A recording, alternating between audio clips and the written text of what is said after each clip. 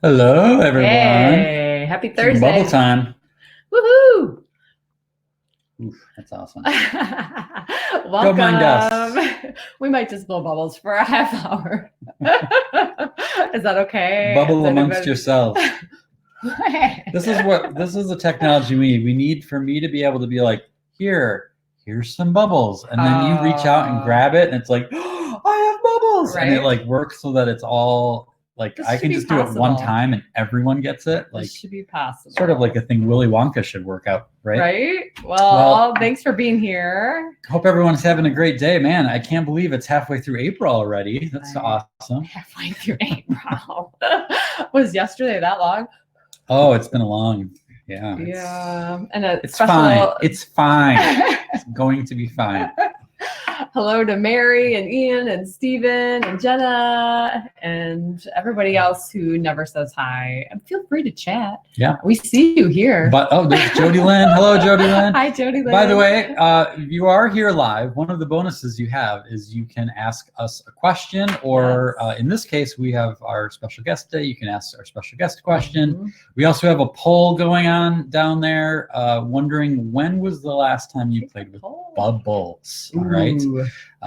So speaking of wonder, the first thing I wanted to point out is we had some big news we shared yesterday, and that we are doing Wonder Hunt again. Yes. Which is a course that you did last fall, and we're moving it up because it was supposed to be at the end of April, and it's urgent. We need it now. We need Wonder. Yes. So tell them about that and how cool it is. I know. It's going to be amazing. Okay, so we were going to do it at the end of April, do our spring version of Wonder Hunt, but no, we're doing it starting April 13th, because raise your hand if you might need a little wonder in your life right now. Anybody?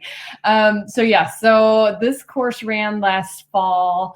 It is through the Escape Adulthood League, and it is one of those things where every day you're going to check your email or however you get it notified, and it'll be like a little inspiration, a little photo prompt from me to kind of help you see with new eyes. Like, and some of it's nature-based, but most of the challenges and inspiration can be kind of found no matter where you're at, even if you're just in your apartment.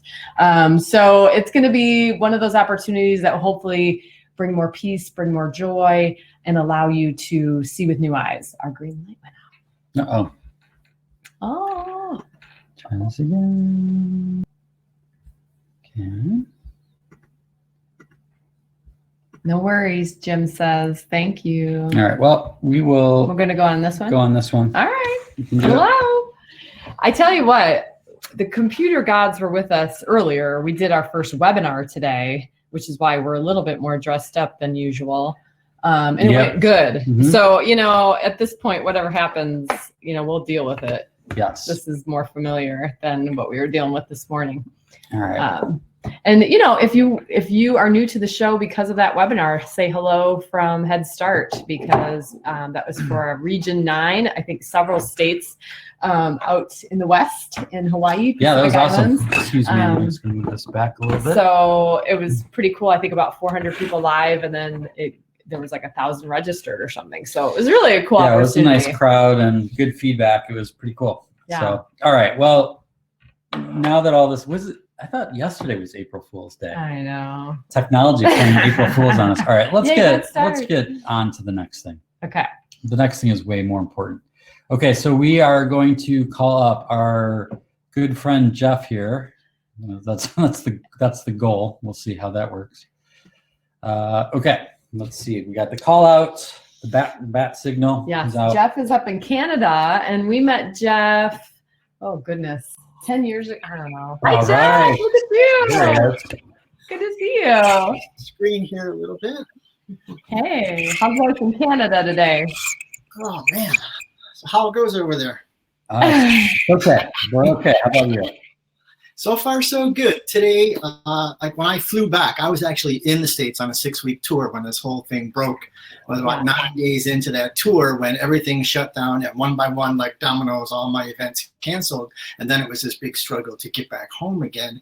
And then as soon as I came in, like several different authorities told me, you are now self-isolating for the next 2 weeks. That ended today. So all right.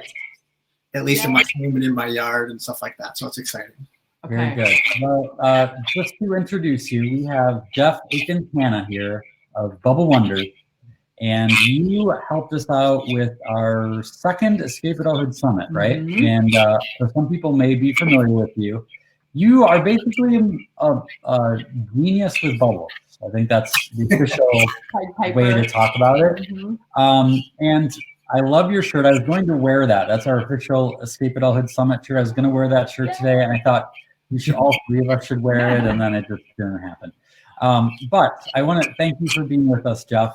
And this is a time right now where people are really uncertain. I know we're feeling it. You're feeling it. Everyone's feeling it, and we're not sure what's going to happen. And I think one of the reasons we wanted to have you on is because you have such an optimistic outlook on things, and you have a way of reframing what we usually think of as possible in a way that I think will blow people's heads and maybe give them some hope and optimism that of what's possible here. So I just want to let you run with it and do whatever you want to do. Well, thank you for having me. As a speaker, as a performer, I'm sure that you can relate, and so many of our fellow speakers and entertainer friends can relate. I've been going stir crazy for the last 2 weeks because I'm not out there doing what I am built, but I am here. This is my purpose, to share these messages. And so to have that all kind of shut down, I was telling Jen about this last night, like I need to be out there doing what I'm doing. So to have an opportunity like this is wonderful. So thank you for these midday coffee meetings so that people can talk about this stuff. Yeah, as you mentioned, the show is called Bubble Wonders. So I've done this as a keynote for I just heard you mention Head Start. I did a keynote for Head Start a while back, but I also do it for schools, assemblies, churches, museums, Milwaukee Zoo, another one that canceled because of all this stuff. So the gist of what I do is, well, the whole theme is anything is possible, right? You talk about redefine possible. I'm a believer in that because some people will say, oh, you can't do this, you can't do that. But there's a saying that says, basically, don't stand in the way of the person who's doing it. I forget what the exact saying was, but basically, as I tell the kids, I said, raise your hand if you've ever told your dream to somebody and they shot it down, right? And that can really hurt, especially as a child, but definitely as an adult too. And sometimes it comes from somebody close to you, like family, friends, teachers, or whatever. And it feels even more stressful. But the truth is, as I tell them, is be careful who you tell your dreams to, because some people will never understand your dream because it's not meant for them. Of course, they're not going to understand it. Mm-hmm. Also is this idea of shifting. I forget, there's a Canadian astronaut. I want to see, Chris Hatfield, maybe is his name. I can't remember his name. He was doing all these wonderful videos on YouTube, doing stuff up in space. And one thing he had mentioned about, that was his dream. He wanted to be in space. He wanted to be an astronaut. And he said, of course, now not everybody is going to be the actual astronaut that goes off into space. But if you keep following your passion in the direction of those things you're most interested in, you can still be in that arena. You know what I mean? So maybe you end up as a scientist who's helping getting those astronauts into space, or you're the one that builds some new thing that's going to make all the difference once they get up there. So you're still doing what you love. That's one way to redefine what is possible. Part of it is also just trusting, believing that, simply holding this notion that yes, anything is possible. How can I make this happen? And not getting kind of stuck in, it has to happen this way. This person has to do this, or that has to unfold in order for my dream to come true. I love that saying. It says something like this or something better. Allowing life to bring it to you in a way that it's divine order, right? It's going to happen in some way. And that's part of the fun too, is not knowing exactly how it's going to happen. My whole story is like that. Before I did this, back in October, I celebrated my 13th anniversary doing this full time. And so as I laugh and joke with the audience, I say, can you tell I enjoy my show? Can you tell I'm enjoying my job? And I say, can you believe this is my job? Let this sink in, because I'm walking my talk. Anything is possible. I make a living playing with bubbles.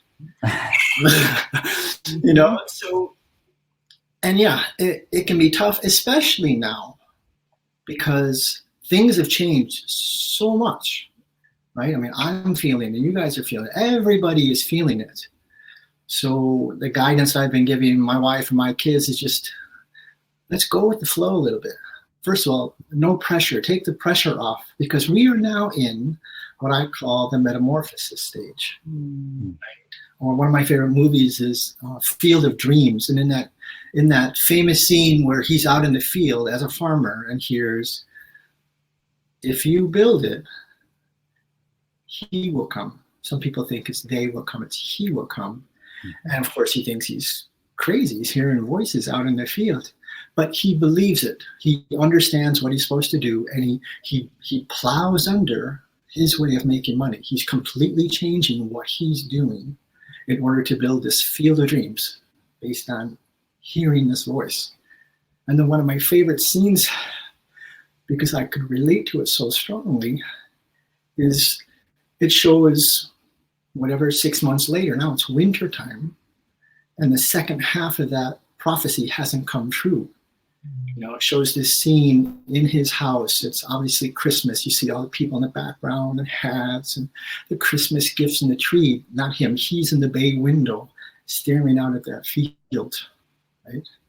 It's that fallow period. It's that period between putting in all that work and all that effort and believing that anything is possible, and then the time it takes for that to unfold in whichever way that's going to unfold.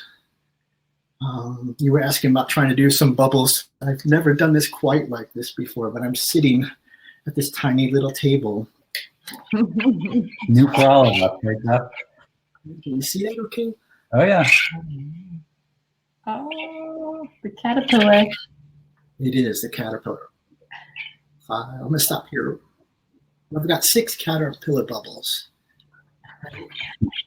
And of course, the caterpillar goes into its chrysalis, and that's where the change happens. That's where we're in. We're in this chrysalis stage right now. The butterfly doesn't have, or the caterpillar doesn't have control over them, right? Just like we don't have control over what just happened. But we can make that metamorphosis stage a little bit easier if we just give ourselves the chance to just be, right? Be angry when we're angry, express it, get it out. Comfort ourselves in whichever way we can. Stay connected with each other.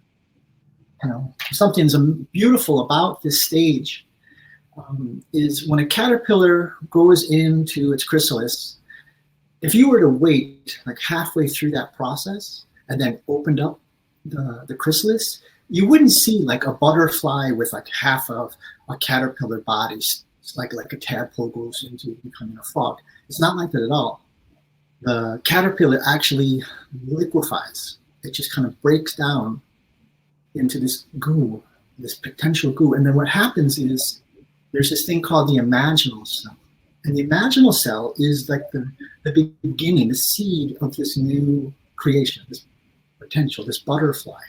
And what happens as soon as that imaginal cell first appears, of course, the caterpillar attacks it because it's a foreign object, right?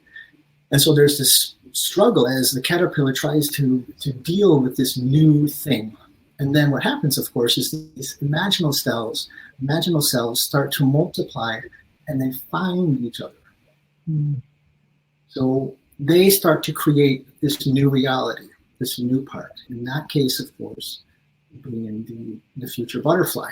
Now, I've always believed this to be true, that Kim and Jason, me, and so many of these other people that are influential speakers and inspirational personalities, and the healers and the dreamers and those who are of great service to other people who are pitching in, all our support staff, our health workers, the teachers who are being pressed into doing new things, the parents who are pressed into doing things differently.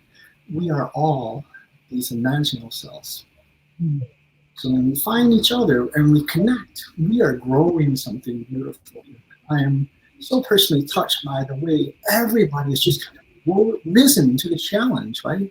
We talk about everything from people releasing material to make sure that people can see what they need to see, and airlines waiving fees, and example after example.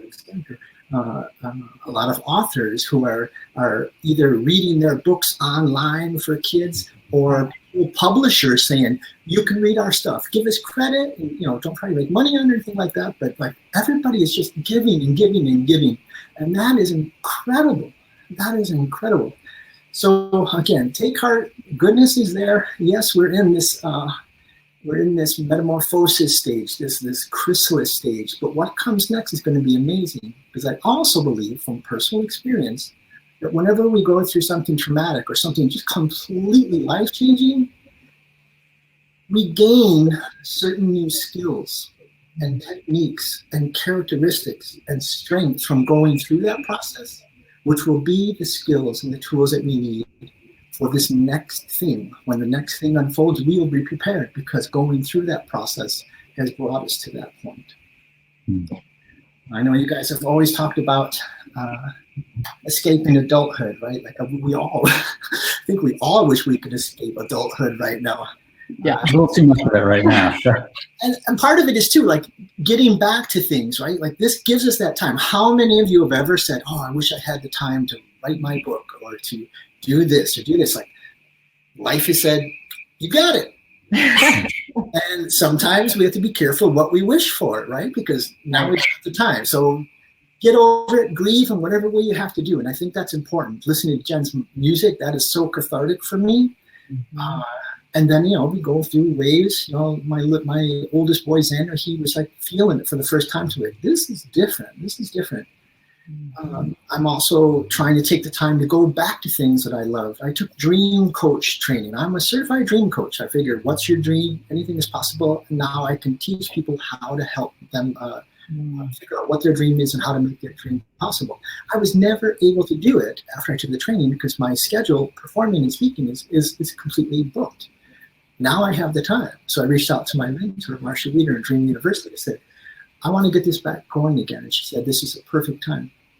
One thing that she told me, and I used this in one of my speeches, was there's those dreams that we have for life, and then there are those dreams that life has for us. And when those two meet, miracles occur. Also going back to things I've loved that I haven't been able to do in such a long time. For instance, now I can't see without my glasses here. It looks like we have some people on the call. So I'm going to try something. We're going to start with Kim. And Kim, I want you to pick somebody on that list, and I want you to have them help us settle on a card by first choosing a red card or a black card. Okay, how about Timothy Marshall? So You want red or black, Timothy? Yeah, red or a black card. It says red. So it's red. Okay, now, Jason, you pick somebody else on that card, and you ask them to choose one of the red suits, the hearts or the diamonds. Okay, Mary Eichmeyer, do hearts or diamonds? She says hearts. Hearts. Red hearts. Okay.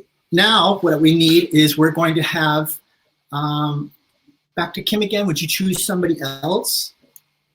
And have them choose,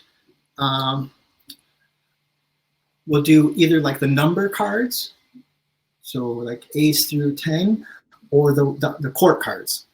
Okay, how about Jim Kramer? Give us the number for the card. No, face or number. Okay, numbers. He says number. He says Okay. number. Then have somebody else pick the number. So Okay. A. How about Kim? Kim Stanton McMillan. Give us a number. 5. So we have 5, and remind me again, what was the 5 of hearts. 5 of hearts? Okay. So what I'm going to do here is I'm just going to go through. Let's see, where is it? Go through. I'm trying to go through the whole deck here. 5.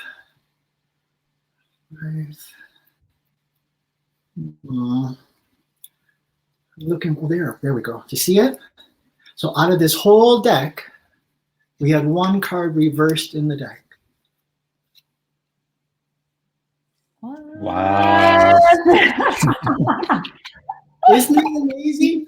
Now, just to be clear, did I set this up with you guys? You didn't know. You thought bubbles were Technology. Something with magic, right? And then there's no way you could tell who would be on this call and which one would be choosing what, whatever, right? Right? That's awesome. Lots of yays, claps, jazz hands over here in the chat. Well, here's the best part, because it gets even better. If we had chosen the card before it, it wouldn't have mattered. Oh. Because it's completely blank. The card after it, completely blank. In fact, all of the rest of the cards are completely blank. What? All right. Wow. Can you Geoff. make my monitor work again? Can you bring some of that magic into our technology issues? Oh. So did you want to see the square bubble? You were asking about that. Well, Yeah. I mean, first of all, if it's possible, I don't know. Some people on the call, and especially in the replay, Geoff, don't know the square bubble concept. So can you kind of give them a quick version of that? Well, in my show, the theme, of course, is anything is possible. And the running gag is I try to create something impossible to prove my point. And what I attempt to do is my dream of making a square bubble. And of course, people say, you can't do anything bubbles, you can't make a square bubble. So I intentionally fail throughout the presentation in order to model these lessons about following your dream and having persistence and never giving up and thinking outside the box and using the mistakes in order to learn how to adjust and to do things differently, sort of like what we're doing right now. But by the end, we successfully make a square bubble using a square bubble. Now you saw earlier, I made that caterpillar. Anybody remember how many bubbles there were? 7 bubbles. Six bubble caterpillar. Now we had them all hanging down together, right? Boom, boom, boom, boom, boom. But the beauty is that's community, right? We're connected this way. What if we were to connect together like this?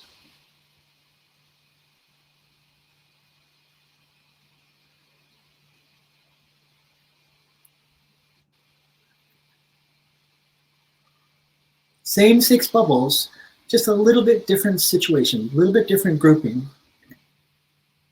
Now watch in the middle.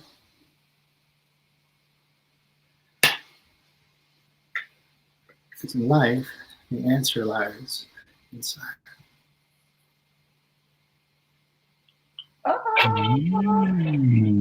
Gets me every time, Geoff. Yes. Square bubble.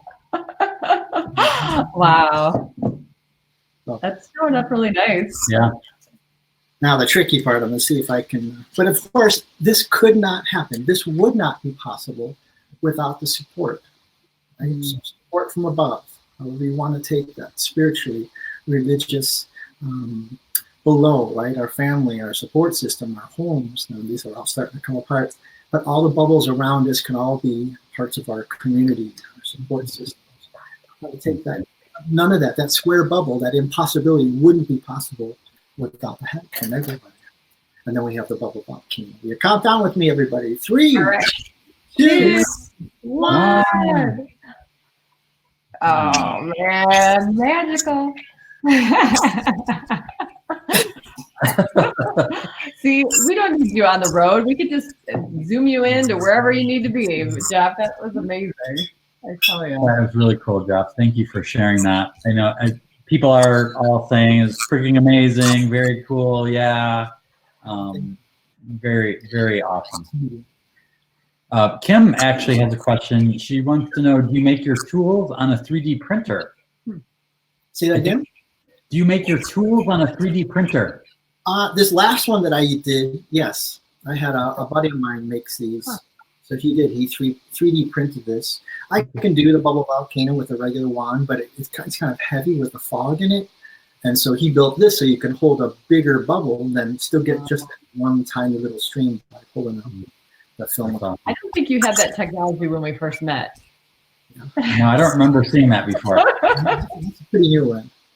Yeah, kudos to Kim Stanfield McMillan for saying, she said former engineer. So she pointed that out right away, that she knew that was a 3D printer. I don't know how she do that, but to the engineers. Does anyone else have any questions? You can push the question button for questions for Geoff or any of the amazing things he talked about today. Yeah, in case anyone's doing that, in the meantime, you mentioned your beautiful wife, and she is an amazing, talented songwriter, musician, and you mentioned this, but it does strike me, her music is perfect for a time like this. We'll have to have her on at some point, and then you can trade off and be with the kids, and then she can come play. But can you tell people how to find out about her music? Yeah, you can go to our website, bubblewonders.com, and just look for the music tab, and then it tells a little bit about our story. So bubblewonders.com, look for the music tab. And I share this generally during the show. The show begins with our theme song, Anything is Possible. And at one point, I am struggling to do a certain trick in my show. I'm again intentionally failing. And at one point, I have to intentionally fail. Mine happens automatically.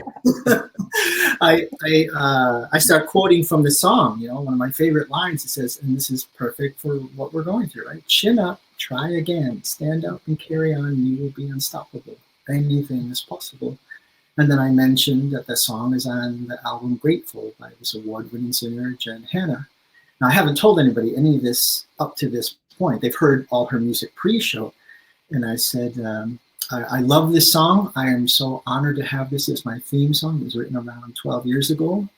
I was performing my bubble shows as service. I was doing bubble shows in orphanages and schools and hospitals in Vietnam and Cambodia and Thailand. And on that same trip, they call it volunteerism, be the change while seeing the world. I met this lovely Canadian singer-songwriter, Jen Hannah, and I commissioned a song. I asked if I could hire her to write a theme song for my show. And long story short, back in February, Jen and I just celebrated our 9th anniversary.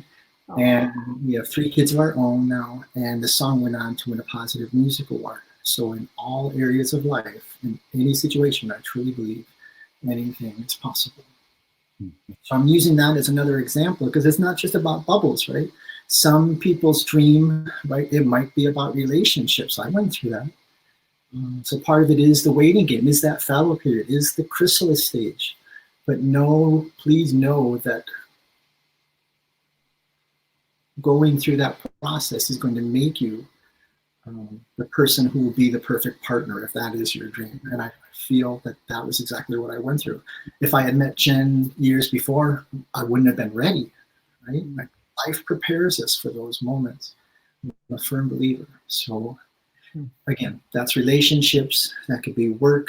Another thing, I started off, what's your dream? I meditated for a year. This is back in 1998. I had grown tired of what I was doing. I was working in retail. I thought, I have more to give than this. So what's my purpose? Basically, that was the question. Why am I here?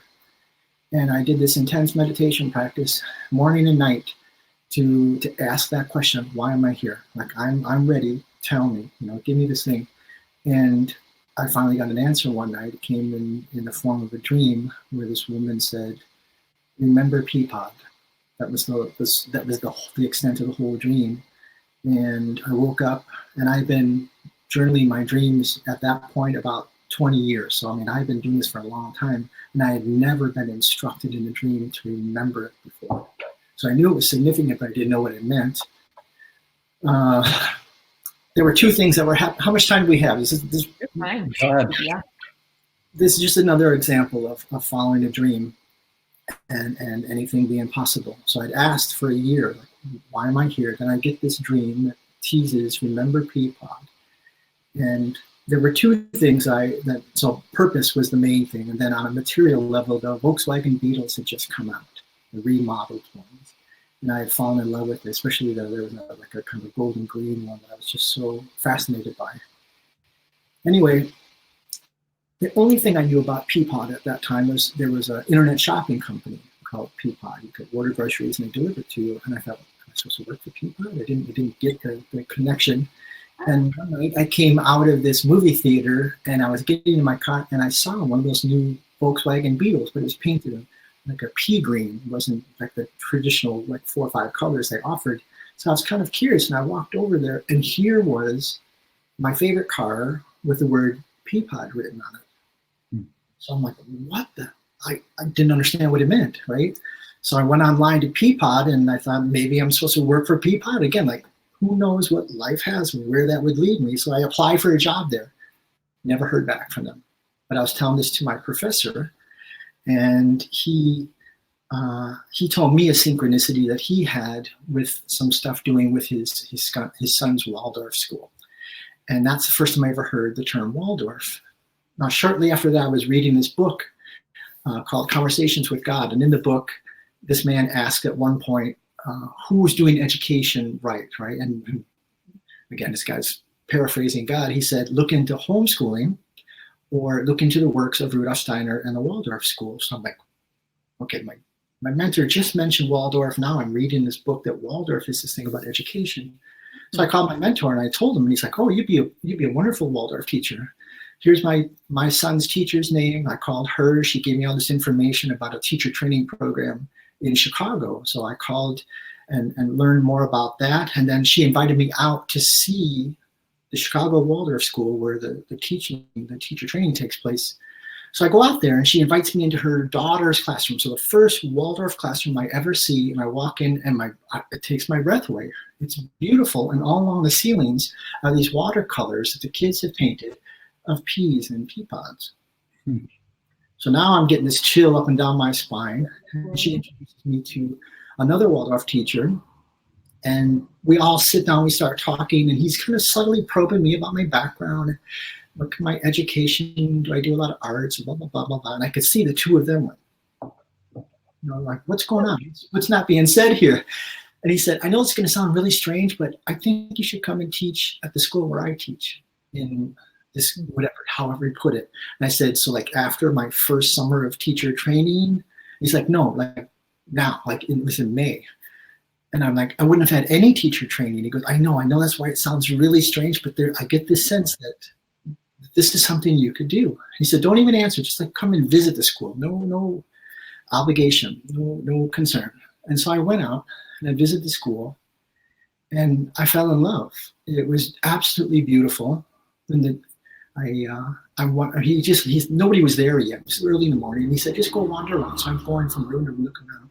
And I get to the kindergarten room and there's this big paper mache tree that fills the middle of the room. And I just sat down. I went into that same meditative state that I had done now for a year, asking about my purpose. And I leaned back onto this tree and I closed my eyes and I just started meditating. When I heard something, I opened my eyes and I looked and it was this little boy peeking in from the doorway. Once he saw that my eyes were open, he came over and he sat down in my lap and he looks up at me and goes, hi, I'm Michael, what's your name? And I said, my name's Geoff. And it just felt like, okay, I had been totally welcomed. It's like this blessing. So we chatted for a moment or two, and then he stood up and he walked away, and I walked back down the hall. Class was getting ready to start. So I sat in with John's class. He was the gentleman who had made this offer to me. And after a while, he said, now, if you'd like, you get a chance to meet the kids who you would teach this coming year. And so I went out in the hall, and the door opened, and this little group of first graders came walking out, and they told me, just follow behind them. They're going to a handwork class. They're going to do some knitting. Just sit and observe. So I walked down the hall with this gaggle of kids, and they went into this other room, and they all sat in a circle. And the teacher was sitting at the front of this circle, and she went like this. And automatically, all the kids do it. Like they knew what was coming. They have done this before. And the teacher and the kids recited a poem that went, pea pod, seed pod, bean pod, spread as they ripen and open with a pea pod, seed, bean pod, poppy pod. They did this 3 times, and I'm vibrating. I mean, I didn't make any external, but I was like,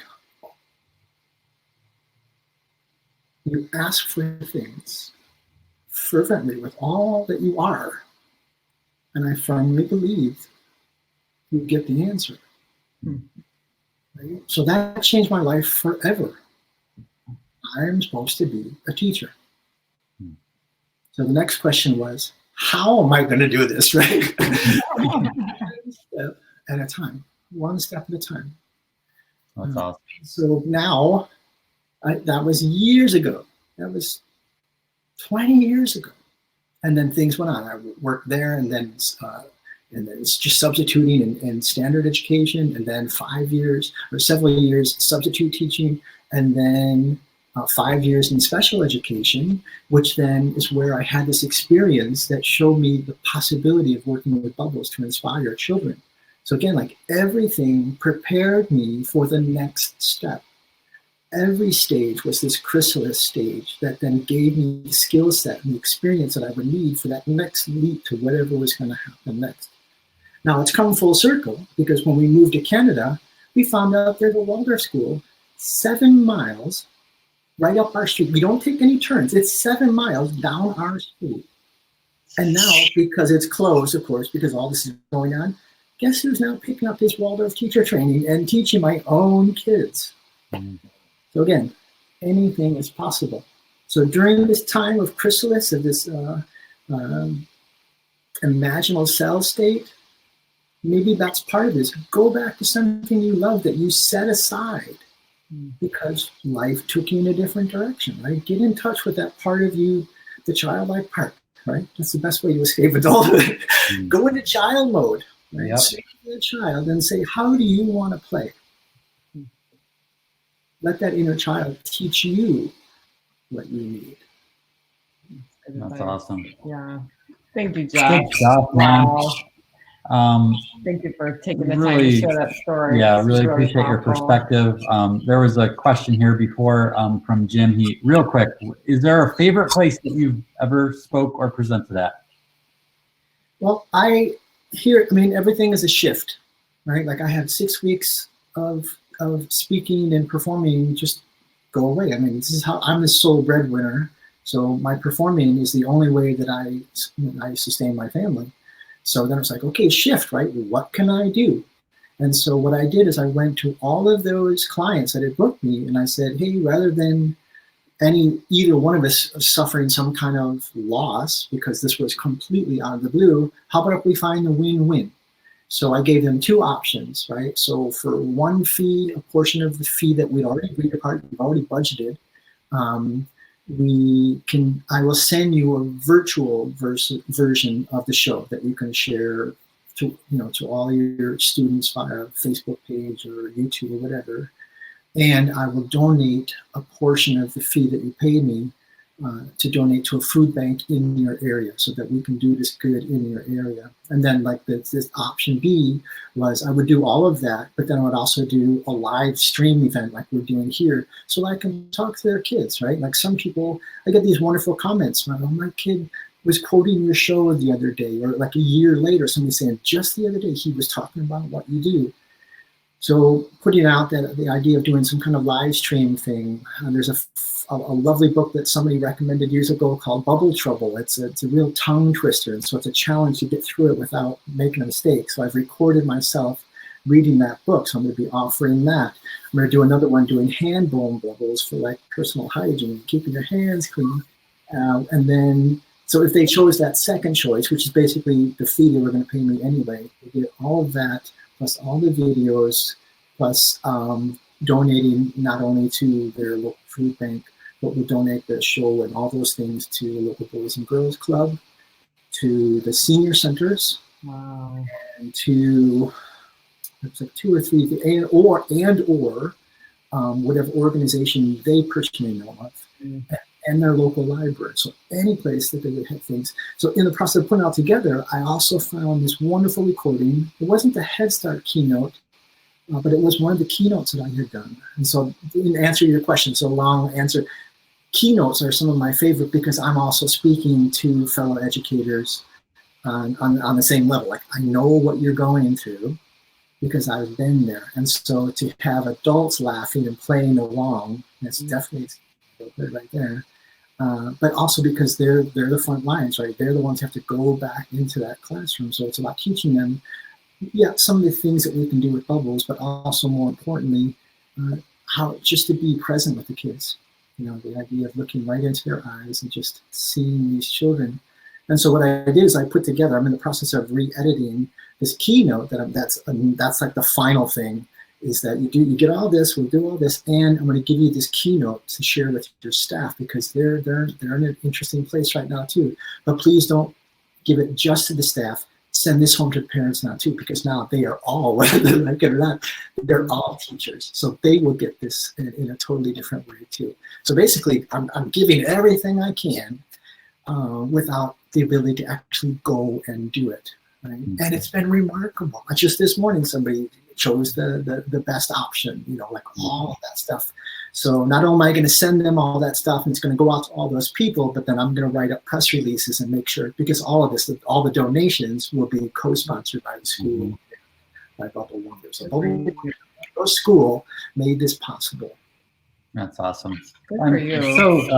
So great to see you practice what you preach and pivot and see this as a transitionary time, like the chrysalis. And I just want to thank you for taking the time to be with us today and for sharing all this amazing stuff. Best wishes to Jen and the kids. Bubblewonders.com, right? That's where people need to go. Bubblewonders.com. We'll put that in the show notes as well. So thank you, for being Geoff. here, Jeff.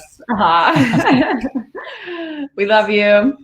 All right, that was awesome. Wow. So that went a little bit over, but I think it was well gosh. worth it to hear that Peapod story. We've heard that a couple times, and I still get goosebumps. I know. I can't believe the stacking of like, and then this, and then this, and this. Yeah. You're like, okay.